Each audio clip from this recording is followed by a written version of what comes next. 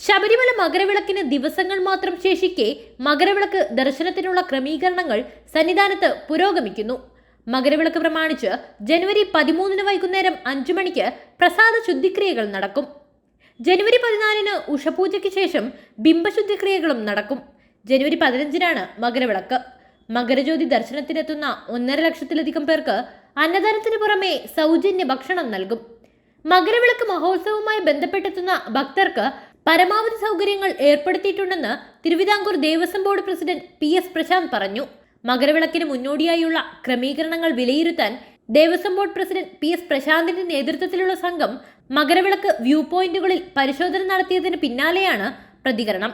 ഇവിടേക്ക് എത്തുന്ന ഒരു 4 ലക്ഷത്തിലധികം വിശ്വാസികൾ ഇത്തവണ മകരജ്യോതി ദർശിക്കുവാൻ വേണ്ടി വരും എന്നാണ് ഞങ്ങൾ വിചാരിക്കുന്നത്. അവർക്ക് ആവശ്യമായിട്ടുള്ള എല്ലാവിധമായ വെള്ളവും സ്നാക്സും ഭക്ഷണവും ഞങ്ങൾ ഒരുക്കിയിട്ടുണ്ട്.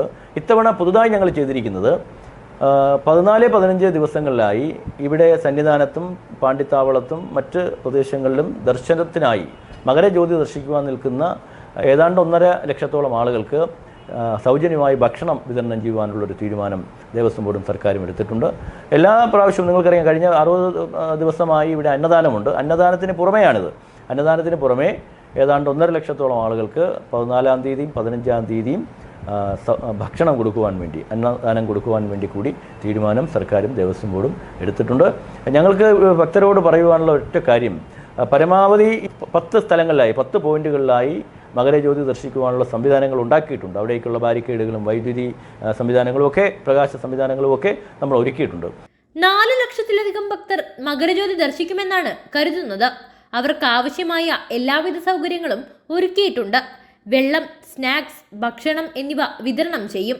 ഈ വർഷം സന്നിധാനത്തും പാണ്ടിത്താവളത്തും പരിസരത്തുമായി മകരജ്യോതി ദർശനത്തിനായി എത്തുന്ന 1.5 ലക്ഷത്തിലധികം പേർക്ക് ജനുവരി 14-15 തീയതികളിൽ സൗജന്യമായി ഭക്ഷണം വിതരണം ചെയ്യാൻ ദേവസ്വം ബോർഡ് തീരുമാനിച്ചിട്ടുണ്ട്.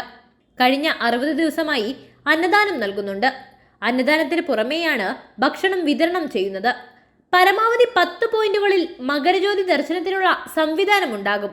ഇവിടങ്ങളിലേക്ക് ആവശ്യമായ സുരക്ഷാവേലികൾ, പ്രകാശ ക്രമീകരണം എന്നിവ സജ്ജമാക്കും. വളരെയധികം സൗകര്യങ്ങളാണ് സർക്കാരും ദേവസ്വം ബോർഡും ഒരുക്കിയിട്ടുള്ളത്. അന്നേ ദിവസം വൈകിട്ട് 5-നാണ് നട തുറക്കുന്നത്.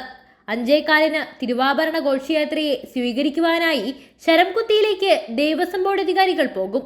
തുടർന്ന് കൊടിമരച്ചുവട്ടിൽ മന്ത്രിയുടെ നേതൃത്വത്തിൽ തിരുവാഭരണ ഘോഷയാത്രയെ സ്വീകരിക്കും.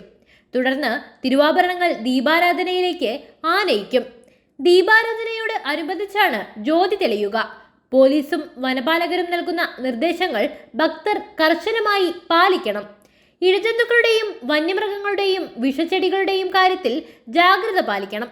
മകരജ്യോതി ദർശനത്തിന് ഏറ്റവും അധികം പേർ തമ്പടിക്കുന്ന പാണ്ടിത്താവളം സന്ദർശിച്ച് ഒരുക്കങ്ങൾ നേരിൽ കണ്ടു. ഭക്തർക്കായി ചുക്കുവെള്ളവും ബിസ്ക്കറ്റും വിതരണം ചെയ്യുന്നുണ്ട്. 40 ലക്ഷം ബിസ്ക്കറ്റ് പാക്കറ്റുകളാണ് വിതരണത്തിനായി ശേഖരിച്ചിട്ടുള്ളത്.